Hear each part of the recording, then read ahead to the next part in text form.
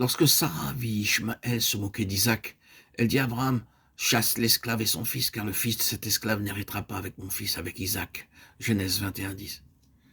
Ces paroles affligèrent Abraham et le blessèrent dans son affection naturelle pour Ishmaël.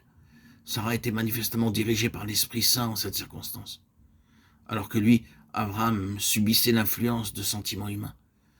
Ceci est confirmé dans Galates 4, 22 à 31.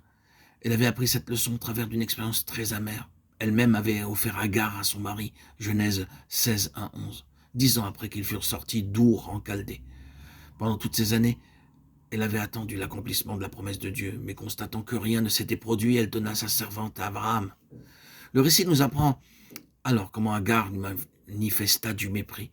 Sarah avait commis une erreur, se laissant diriger par sa vieille nature, au lieu d'attendre le moment de Dieu pour recevoir un fils.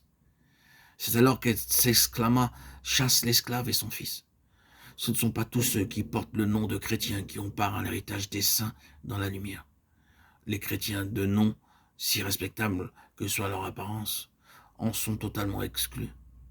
Et il y en a tant parmi eux qui ne se distinguent par une nature tout particulièrement vertueuse. Ils sont tellement affectueux et sympathiques.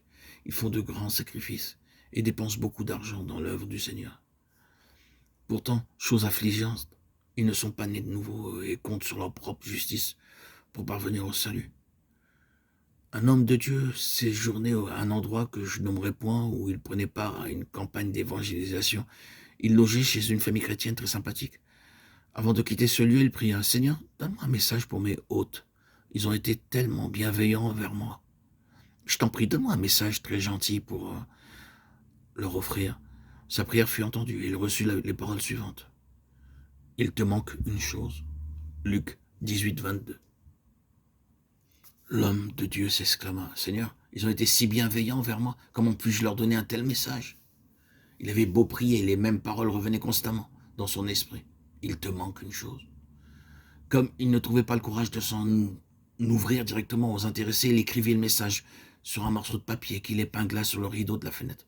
Ensuite, il descendit, remercia ses hôtes, puis s'en alla. Après son départ, la maîtresse de maison entra dans la chambre et trouva le billet. Elle appela son mari. « Voici les dernières paroles de l'homme de Dieu pour nous », s'exclama-t-elle.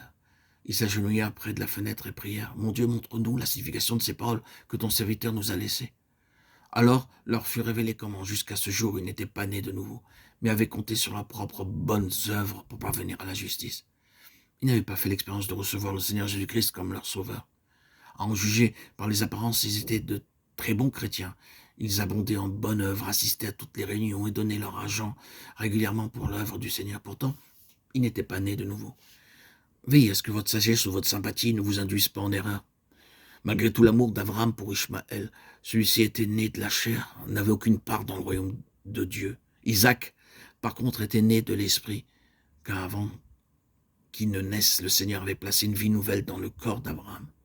Pour cette raison, Isaac est présenté dans la Bible comme un symbole de la puissance de résurrection. À moins de la recevoir par expérience, nous n'aurons aucune part dans le royaume de Dieu. Assurez-vous à quel groupe vous appartenez, celui d'Ishmaël ou celui d'Isaac, l'enfant de la promesse.